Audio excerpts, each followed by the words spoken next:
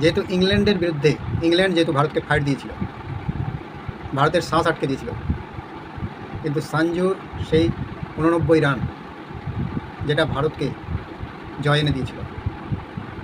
বেরিয়ে পড়ছে তার আগের কিছু কথা। সঞ্জু যখন খেলছিলেন না, কয়েকটা ম্যাচে তাকে বসিয়ে রাখা হয়েছিল, তখন সঞ্জু একদিন সূর্যকুমারকে এসে বললেন যে তুমি আমার থেকে কী চাও। সূর্যকুমার এক সাক্ষাৎকারে বলেছিলেন, আমার মনে আছে একদিন সঞ্জু আমার কাছে এসে জিজ্ঞেস করেছিল, দলের জন্য তুমি আমার থেকে কী চাও, একবার আমাকে বলো। আমি বলেছিলাম এমন সঞ্জুকে দেখতে চাই যে প্রতিপক্ষের আক্রমণকে ছাড়খাড় করে দিতে পারে। এরপরও গোটা দলকে বলেছিল, আমরা কী চাই সেটা বড় ব্যাপার নয়, দল কী চায় সেইভাবেই আমাদের খেলতে হবে, তবেই ভালো কিছু করা সম্ভব। এবং তিনি সেটা খেলে নিজের খেলা দিয়ে তিনি প্রমাণ করেছিলেন এবং দলকে তিনি চ্যাম্পিয়ন করেছেন এবং তিনি এক আলাদা সঞ্জুকে সবার সামনে তুলে ধরেছেন এবং আজ সবাই সঞ্জুকে চ্যাম্পিয়ন সঞ্জু বলছে।